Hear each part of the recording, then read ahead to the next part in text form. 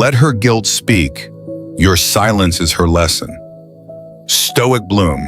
What if the most powerful thing you could ever say was nothing at all?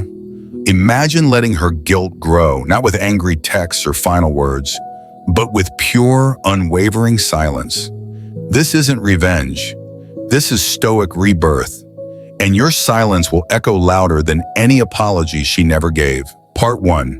The silence that screams silence has a reputation for being passive, weak, even cowardly.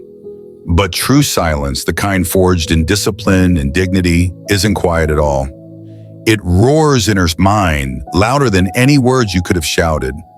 You see, when you go silent, you don't just remove your words, you remove your energy, your presence, your emotional oxygen. And that's what she feels most. Not the lack of texts, not the empty notifications.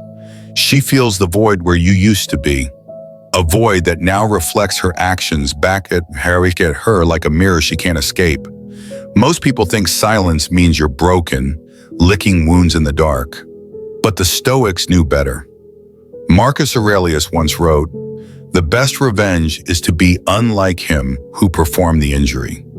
Your silence isn't about winning her back. It's about walking away with grace so strong it can't be ignored. It's about choosing your dignity over desperation. She expects you to chase, to call, to post, to plead. That's what the world trains men to do. But when you don't, when you become the storm she can't read, she spirals. Not because of your cruelty, but because of your calm. Because now she has to face herself and the guilt that silence cultivates. This is not about pretending you don't care. It's about proving to yourself that you finally do. Not about her, about you. And if this hit a nerve, if you've ever gone quiet and watched someone unravel in your absence, do yourself a favor. Hit that subscribe button before your silence gets mistaken for a Wi-Fi problem. Share this with a friend who's one heartbreak away from enlightenment. Drop a comment below and write the words you never sent. We're not here to sulk, we're here to sharpen. Stoic Bloom, because silence isn't surrender, it's transformation. Part 2. Stop replaying the past. There's a cruel little loop that starts playing in your mind the moment she walks away. Every smile, every kiss, every half-lie dressed up as love. It replays like a movie you didn't ask to star in. And the worst part? You're not even watching it. You're living it over and over, night after night. But here's the Stoic truth. The past isn't a place to visit.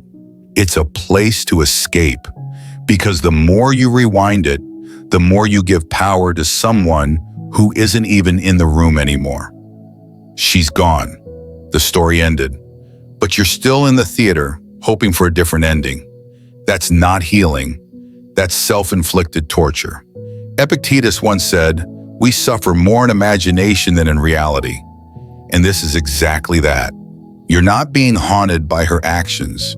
You're being haunted by your attachment to the idea of what should have been.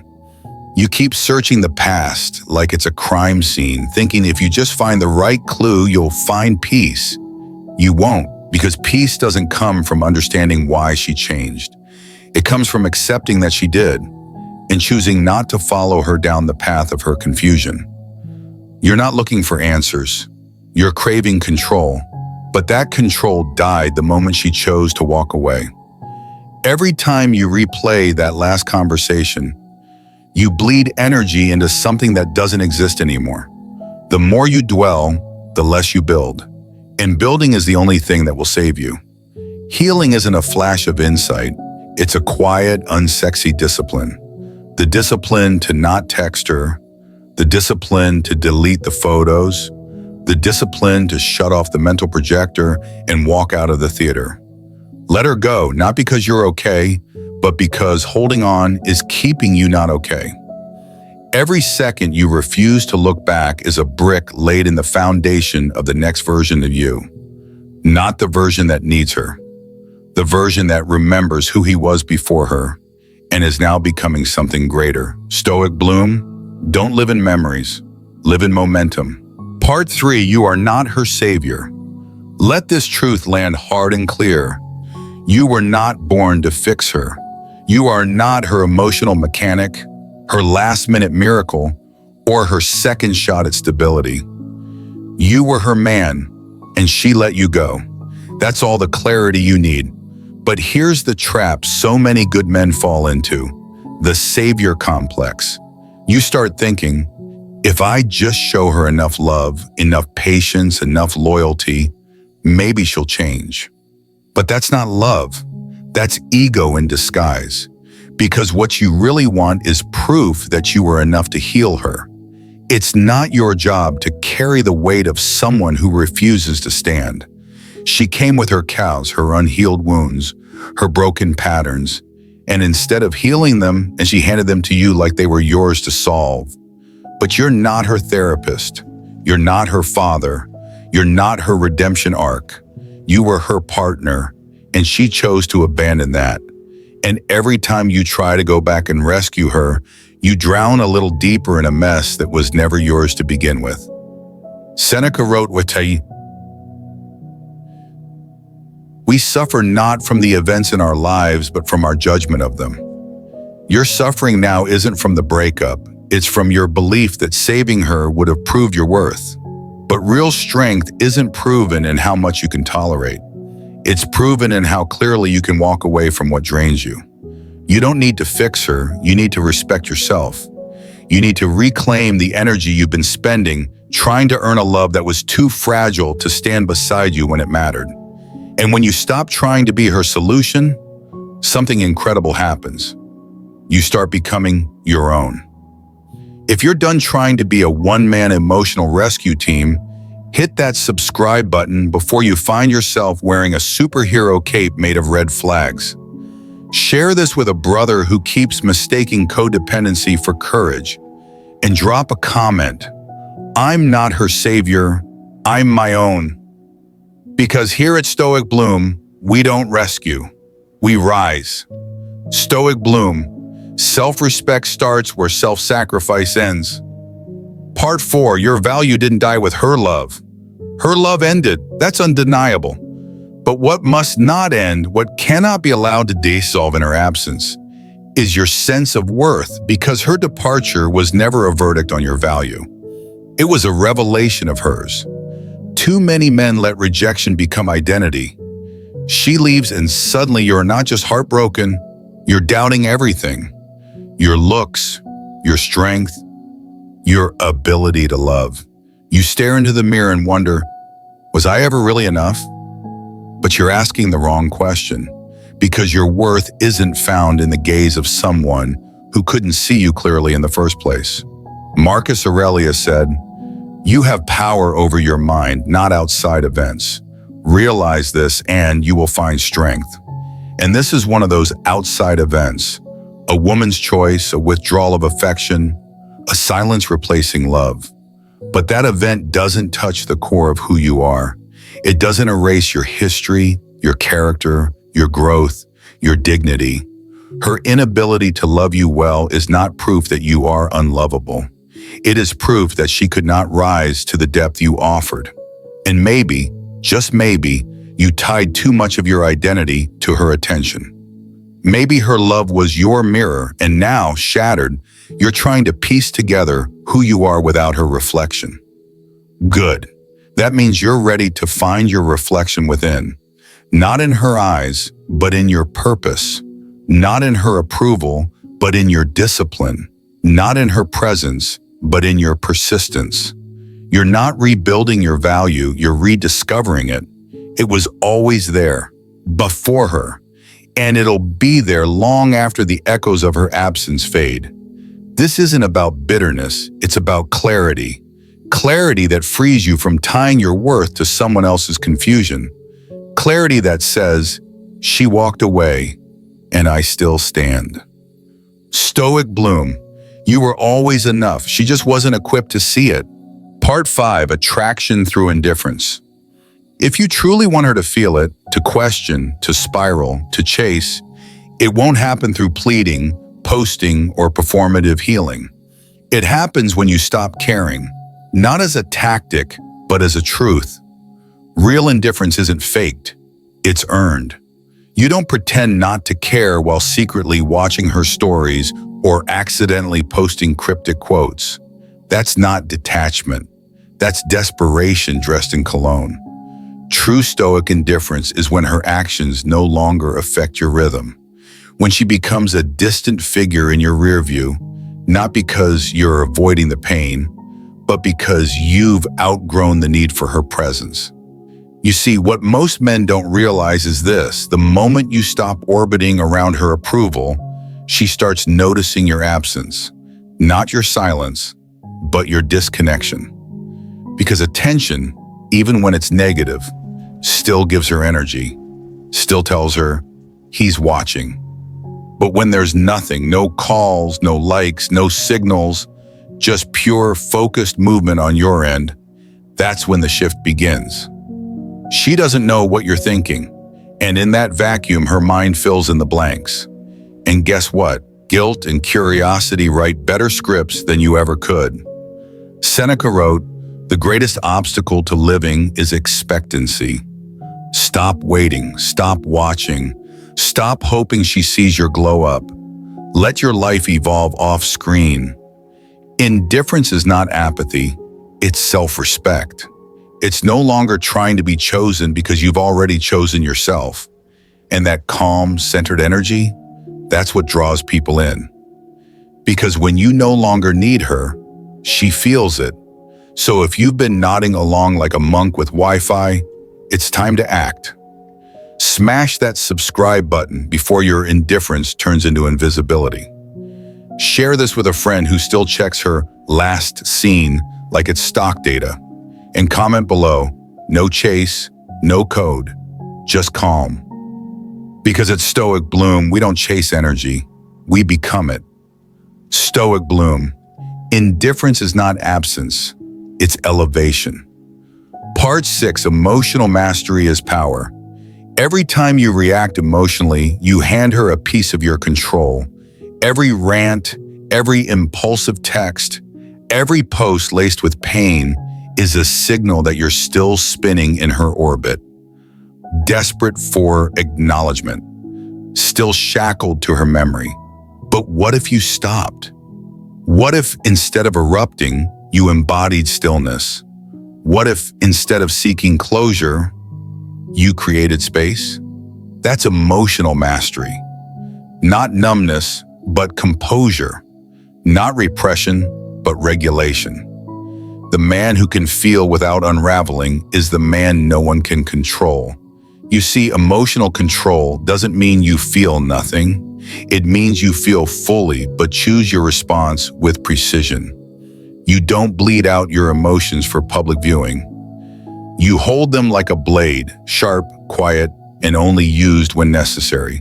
Marcus Aurelius wrote, "If you are distressed by anything external, the pain is not due to the thing itself, but to your estimate of it, and this you have the power to revoke at any moment."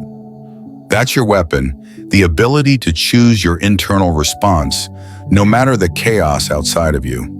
And women feel this deeply. They expect the blow-up, the drunk text, the midnight confession.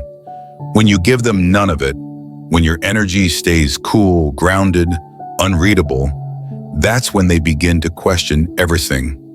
Why isn't he hurt? Why isn't he chasing? Is he over me? Has he evolved? That confusion is the echo of your strength. But this isn't about manipulating her reaction. This is about mastering your mind.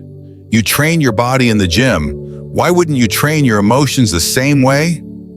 Catch the impulse before it becomes a reaction. Feel it, name it, let it pass, and move with clarity, not chaos, because the man who doesn't flinch in the storm doesn't just survive, he defines it. Stoic Bloom. Power isn't loud, it's composed. Part 7, rebuild in the shadows. This is the part she never expects. You don't just disappear, you disappear into evolution. Not for revenge, not to provoke regret, but because you've finally stopped living for anyone's validation but your own. While she's busy curating her next story, polishing her smile for the gram, you're somewhere silent, lifting, learning, building. Not to be seen, but to become. Because real transformation doesn't scream, it whispers. It sharpens itself in silence. Too many men rush to showcase their healing, posting gym selfies, flashing their upgrades, hoping she's still watching. That's not growth, that's performance. The Stoics knew better. Epictetus said, "Don't explain your philosophy, embody it. Don't tell her you've changed, become someone she no longer recognizes. Not because you've gotten colder, but because you've gotten clearer. You rebuild not to prove anything to her, but because staying broken is no longer an option. You stop needing her attention, her apology, her closure. You stop tracking who's watching, because none of that matters when you have turned inward. You hit the weights, not for aesthetics, but for discipline. You read, not for wisdom quotes, but for mental armor. You work, not to flex wealth, but to earn freedom. And slowly your absence becomes more powerful than your presence ever was. Not because you're gone, but because you're becoming. And that's when it hits her, not when she sees a new photo, but when she feels the door truly close. The man who once cracked under her silence has mastered his own. Now, if you are quietly grinding in the shadows, this is your signal. Hit that subscribe button before you glow up so hard the algorithm can't recognize you. Share this with a brother who's still training for revenge instead of rebirth. And drop a comment, rebuilding, quietly, completely. Because here at Stoic Bloom, we don't rebuild for applause. We rebuild for alignment. Stoic Bloom, growth that's silent is growth that sticks. Part 8. Make her face the echo. There's a certain kind of silence that doesn't fade. It echoes. It follows her into empty rooms, quiet nights, glowing screens that no longer light up with your name. And in that absence, she doesn't find peace. She finds reflection. See, when you stop reaching out, you do more than create space. You create a mirror. And in that mirror, she begins to see what she was never forced to confront while you were still there to catch her fall. Her choices, her indifference, her patterns, all laid bare. No more distractions, no more emotional cushions, just her and the consequences. This is the echo she never expected, because she was prepared for drama, not dignity, for reaction, not silence. She was ready to dodge blame, not sit in her own emotional residue. But your silence, it doesn't give her anything to push against, and that's what makes it so heavy. Marcus Aurelius said, "The soul becomes dyed with the color of its thoughts." When she's left alone with hers, without your energy to dilute them, they begin to stain. What she once justified now feels reckless. What she dismissed now echoes back with guilt. And no matter how loud the world gets, there's a quiet whisper that follows her. He's really gone. This isn't about punishment, it's about gravity. The kind of weight that only appears when all the noise is stripped away. The kind of weight that teaches, not through confrontation, but through emptiness. And here's the Stoic truth. You're not responsible for her regret, but you are responsible for the silence that made her finally hear it. Don't interrupt the echo. Don't soften the space. Let the stillness do what words never could. Stoic Bloom. Some lessons are only heard in silence. Part 9, they always circle back. You think it's over, that she's moved on, that while you're somewhere rebuilding in silence, she's out there laughing louder, living better. But here's the truth, the kind you don't need to hope for, but you will witness. They always come back. Not because you manipulated the outcome, not because you crafted the perfect Instagram post, but because detachment is magnetic. There's something deeply unsettling to the ego when it realizes it's no longer needed. When someone who once chased stops watching, stops caring, stops waiting. It disrupts the narrative she built. He'll come back. But when you don't, when you vanish into your own growth, she feels it. At first, it's curiosity, a story view, a random like, a hey, hope you're well text that's not about wellness at all. That's not coincidence, that's testing the waters. Her guilt, her regret, her FOMO, disguised as small talk. But here's where you must remember, this isn't your story's restart. This is her reaction to your rise. Seneca said, if you live in harmony with nature, you will never be poor. If you live according to opinion, you will never be rich. And nothing is more natural than walking away from what no longer serves your peace. You didn't glow up for her.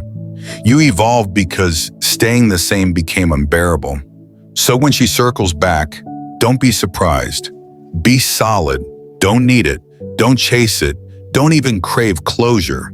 Because the man she remembers is gone. And in his place stands someone she can no longer reach. And that's what haunts her. If you've ever felt that shift, when the silence starts doing the heavy lifting, hit that subscribe button before she slides back into your DMs like nothing ever happened. Share this video with a brother who's one follow request away from breaking his progress. And comment below, she lost me when I found myself. Because here at Stoic Bloom, we don't wait for people to come back. We build lives they can't return to. Stoic Bloom, growth so real it makes the past irrelevant. Part 10, you never needed closure. Let this truth land where it hurts, because that's where it can finally heal. Closure is a myth. There is no perfect conversation, no final message, no if-only explanation that will untie the knots she left in your chest. You don't need her to say sorry. You don't need her to explain why she changed. You don't need to know whether she still thinks of you at night.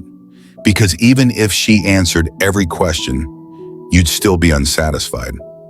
Why? Because closure doesn't come from them. It comes from you.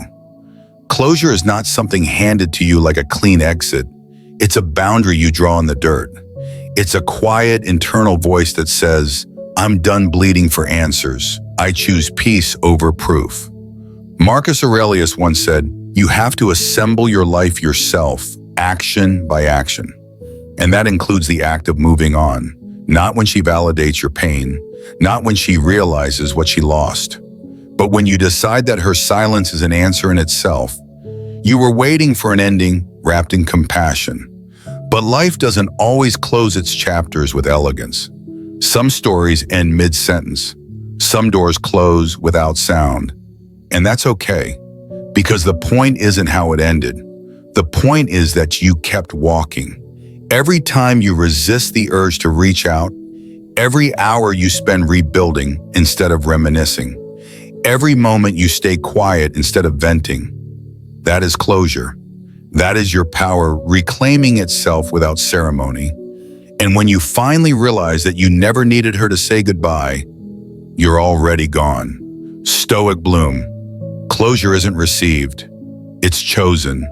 Stoic's closure is a rebirth. You made it to the end, not just of this video, but of the story she once authored. And now you understand, her guilt is not your responsibility.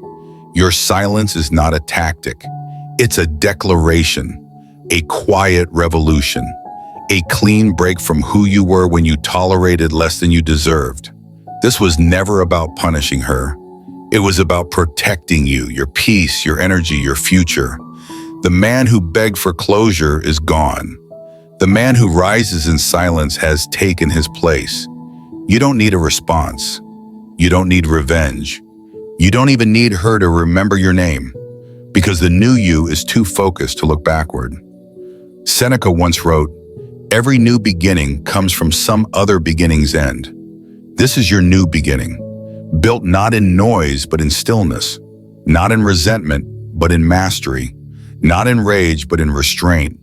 So take this final moment and use it, not to reflect on her but to refocus on you. If this video helps shift something inside you, don't let the momentum die here. Subscribe to Stoic Bloom to walk with a tribe of men choosing clarity over chaos. Share this message with a brother still stuck in the loop. Remind him who he is. And comment below. My silence is not weakness, it's wisdom. We're not here to recover. We're here to rebuild. Stoic Bloom. The most powerful move is no move at all.